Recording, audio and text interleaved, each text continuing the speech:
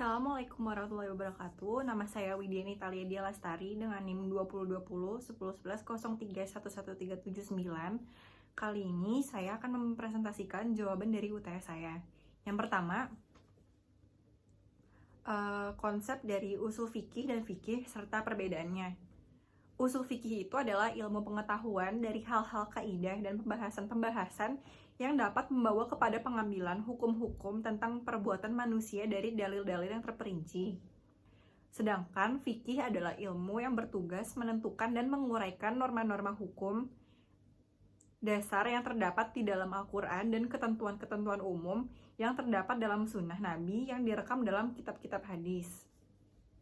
Untuk perbedaannya, usul fikih membahas tentang metode dan proses bagaimana menemukan hukum. Usul fikih bercorak metodologis. Sedangkan kalau ilmu fikih membahas tentang hukum dari aspek perbuatan dan bercorak produk. Lalu nomor 3, istinbat al-ahkam. Yang pertama, lafaz amr, yaitu menunjukkan wajib kecuali ada hal atau petunjuk yang membatalkannya. Suatu tuntutan atau perintah untuk mengerjakan suatu pekerjaan dari atasan kepada bawahannya, dari pihak yang kedudukannya lebih tinggi kepada yang lebih rendah. Contohnya, di Quran Surat Al-Taubah, At-Taubah ayat 105.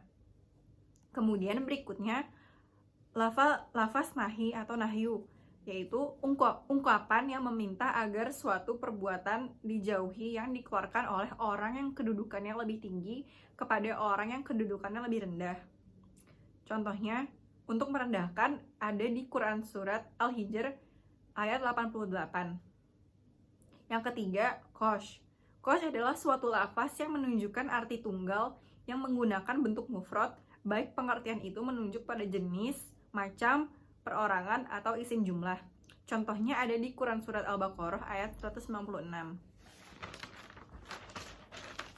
Kemudian ada taksis.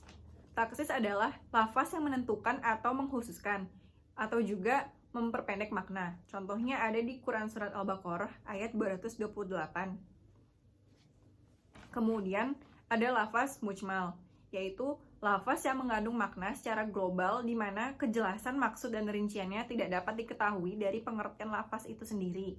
Contohnya ada di Quran Surat An-Nur ayat 56. Kemudian ada mubayyan atau bayan, yaitu lafaz yang mengeluarkan suatu ungkapan dari keraguan menjadi jelas. Contohnya ada di Quran Surat Al-Baqarah ayat 196. Lalu mutlak, yaitu lafaz yang menunjukkan pada hakikat lafaz itu apa adanya tanpa memandang jumlah maupun sifatnya. Contohnya ada di Quran Surat Al-Mujadalah ayat 3. Kemudian muqayyad, yaitu lafaz yang menunjukkan hakikat sesuatu yang dipersempit atau dibatasi oleh pembatasan tertentu. Contohnya ada di Quran Surat An-Nisa ayat 92. Kemudian mantuk. Mantuk adalah lafaz yang bermakna lahir yang tersurat yang tidak mengandung kemungkinan pengertian ke makna yang lain. Contohnya ada di Quran Surat Al-Isra ayat 23. Dan yang terakhir, mafhum, yaitu sesuatu yang ditunjuk oleh lafaz di luar teks ucapan itu. Contohnya ada di Quran Surat An-Nisa ayat 25. Sekian jawaban dari UTS, jawaban dari ujian tengah semester saya.